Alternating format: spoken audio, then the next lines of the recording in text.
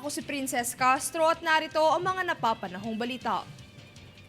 Nitong kamakailan lang ay pinangunahan ni Armed Forces of the Philippines o AFP Chief of Staff General Romeo Bronner Jr. ang paglahok ng AFP sa pagbubukas ng 5th Asian Defense, Security and Crisis Management Exhibition and Conference o ADAS 2024 sa World Trade Center sa Pasay City.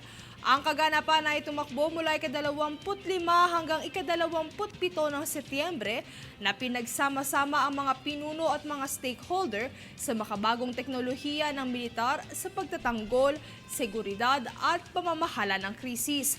Ayon sa AFP ay patuloy na nakikipag-ugnayan ng ahensya sa mga pandaigdigang pinuno upang matiyak na nananatili itong nangunguna sa pagbabago at makapag-ambag sa pambansa at panrehiyong seguridad.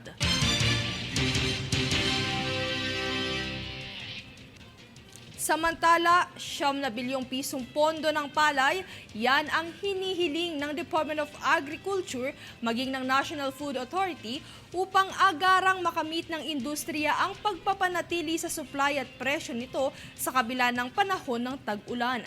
Para sa detalye narito si Jade Buhoy.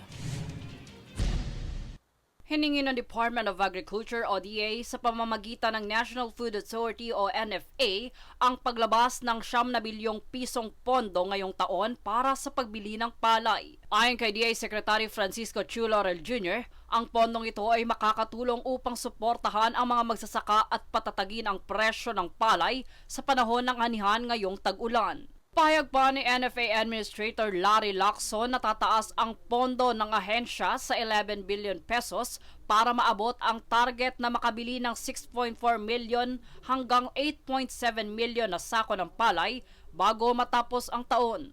Matatandaan sa unang kalahati ng taon, gumastos na ang NFA ng 5.3 billion pesos para sa 3.5 million na sako ng palay gamit ang natitirang budget mula sa 2023. Dito tiniyak naman ng kalihim na bibili na ang NFA ng palay sa presyong 21 pesos hanggang 23 pesos kada kilo upang tulungan ang mga magsasaka laban sa mababang presyo ng mga trader. Jade Buhoy, nag-uulat para sa One Media Network.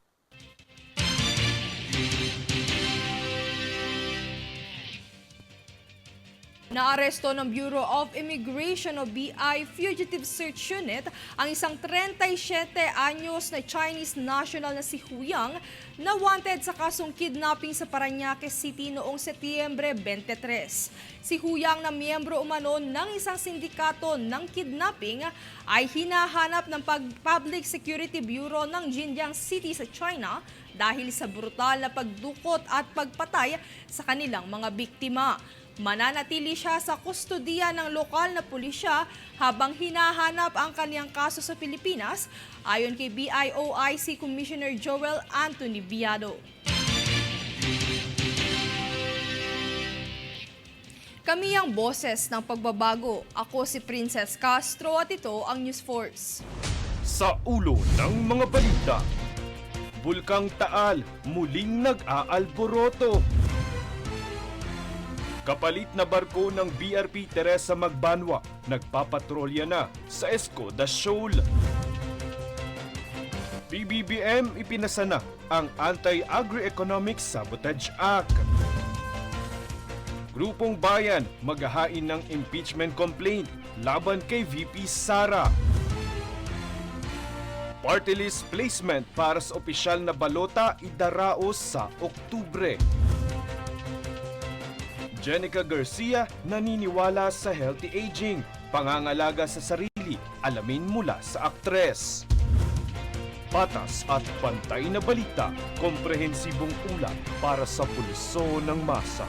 Ito ang News Force.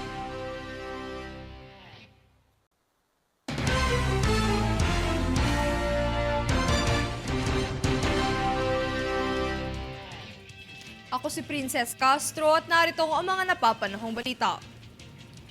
Isa pang minor phreatic eruption ang muling naobserbahan sa Bulkang Taal nitong Huwebes alas 12:39 ng tanghali. Nagbuga ang bulkan ng mas mataas na plume na umabot sa 2,400 metrong taas. Sa kabila nito, nananatili pa rin sa Alert Level 1 status ang bulkan.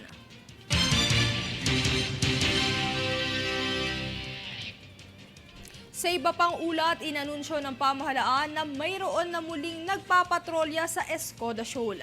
Layo nito na ipagpatuloy ang misyon ng BRP Teresa Magbanwa na pigilan ang umano'y reclamation project ng China sa lugar. Para sa detalye narito si Francis Riudique. Kinumpirma ng pamahalaan na mayroon na muling nagpapatrolyang barko sa Escoda Shoal. Ayon kay National Security Council Assistant Director Jonathan Malaya, nagpadala ng muli ng barko ang Philippine Coast Guard sa lugar. Hindi dinetalya ni Malaya ang pangalan at lokasyon ng nasabing barko, ngunit paggigiit niya, ito ay paglalagay ng presensya ng Pilipinas sa nasabing lugar para mapigilan ang umano'y reclamation projects ng China. Pinalitan ng nasabing barko ang BRP Teresa Magbanwa na halos 5 buwang nanatili sa Escoda Shoal. Bumalik ito sa Palawan dahil sa masamang lagay ng panahon, pagkasira ng ilang parte ng barko at pagkakasakit ng mga crew nito. Bago pa man may padala ang replacement na barko, iginit ng pamahalaan na strategic presence ang naging aksyon nito.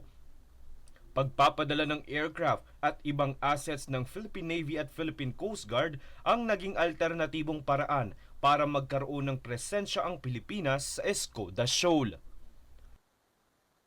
Francis Riudique, nag-uulat para sa One Media Network.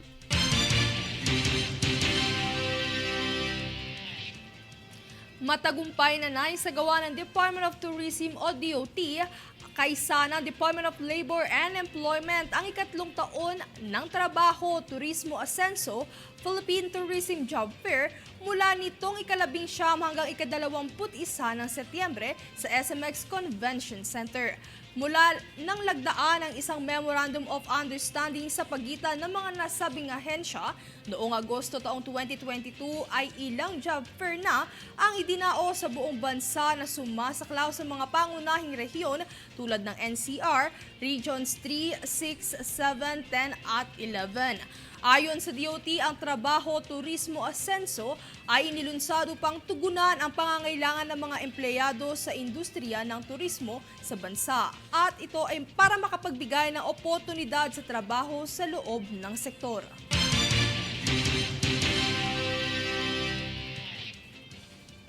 Kami ang boses ng pagbabago. Ako si Princess Castro at ito ang News Force. Sa ulo ng mga balita, Bulkang Taal muling nag-aalboroto. Kapalit na barko ng BRP Teresa Magbanwa nagpapatrolya na sa Escoda Shoal. PBBM ipinasa na ang Anti-Agri-Economic Sabotage Act. Grupong Bayan maghahain ng impeachment complaint laban kay VP Sara. Party list placement para sa opisyal na balota idaraos sa Oktubre. Jenica Garcia naniniwala sa healthy aging, pangangalaga sa sarili, alamin mula sa aktres. Patas at pantay na balita, komprehensibong ulat para sa pulso ng masa. Ito ang News Force.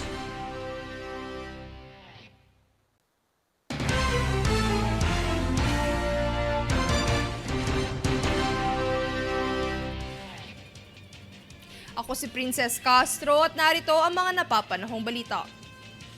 Nakibahagi ang lungsod ng Makati sa World Tourism Day na may temang Tourism and Peace.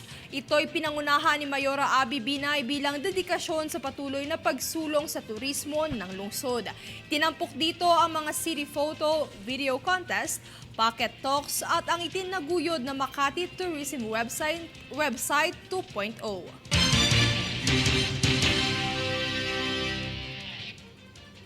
Bukod sa pagiging aktres ay isa ring ina si Jenica Garcia kung saan naibahagi niya ang kahalagahan ng pag-alaga sa sarili, maging ang healthy aging. Tunghayan ang aking ulat. Healthy aging at self-love. Yan ang isa sa mga pinapahalagaan ngayon ng young celebrity mom na si Jenica Garcia. Ito ay matapos si bahagi ng aktres sa isang panayam nitong Webes sa isang anibersaryo at launching event ng isang beauty brand na kanyang ini-endorso. Anya, that sleep and water is very important. Once you reach the age of 30 and you get very little sleep, you'll notice how different your skin is the morning you wake up when you get a good night rest. And I'm a strong believer kasi talaga na prevention is really better than cure. So, huwag mong idadahilan sa sarili mo na okay lang, bata naman ako, kaya ko naman yung mga 2-3 hours of sleep. Kasi, habulin ka ng fine lines. Please don't. bukod dito ay binigyang diin din ni Jenica na bilang isang artista, importante anya na ang produkto o serbisyong ini-endorso ay pareho sa iyong layunin at pinapahalagahan. Partikular dito ay ang mga kumpanyang may mabuting layunin at pinaniniwalaan niyang nagpapahalaga sa mga kliyente at empleyado. Samantala para naman sa mga takot na tumanda, mahalagang tanggapin ang imperfections dahil isa itong tulay para mahalin at magkaroon ng kumpiyansa sa sarili. Ayon pa sa aktres, mahalaga rin anya na piliing maging masaya ang disposisyon sa buhay dahil nagiging refleksyon din ito sa pisikal na pangangatawan maging sa muka. Samantala may payo naman ang aktres para sa mga taong nawawala ng kumpiyansa sa sarili. Dumating kayo sa point na pag tinitingnan niyo yung sarili niyo sa salamin, tas hindi na po kayo natutuwa, that's a good wake-up call to start making time for yourself. And sometimes, kung pakiramdam nyo, you don't know where to start, you can start by doing something that is free. So, para ako nagpo-promote nung pinopromote namin, it's gonna sound like that, but please, sana makita niyo yung heart ko na it's not my intention. I really, really do want to be of help to you because I know how it feels to not feel beautiful. Princess Castro naghahatid ng showbiz updates para sa One Media Network.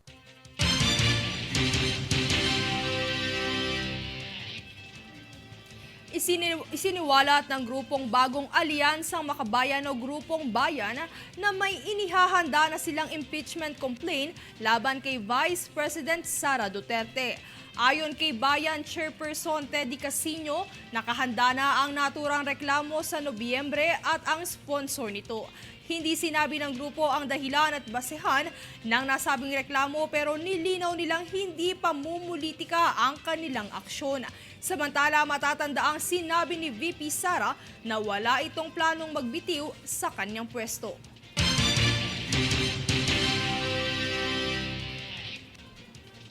Kami ang boses ng pagbabago. Ako si Princess Castro at ito ang News Force. Sa ulo ng mga balita, Bulkang Taal muling nag-aalboroto. Kapalit na barko ng BRP Teresa Magbanwa nagpapatrolya na sa Escoda Shoal. PBBM ipinasa na ang Anti-Agri-Economic Sabotage Act. Grupong Bayan maghahain ng impeachment complaint laban kay VP Sara. Party list placement para sa opisyal na balota idaraos sa Oktubre. Jenica Garcia naniniwala sa healthy aging, pangangalaga sa sarili, alamin mula sa aktres. Patas at pantay na balita, komprehensibong ulat para sa pulso ng masa. Ito ang News 4.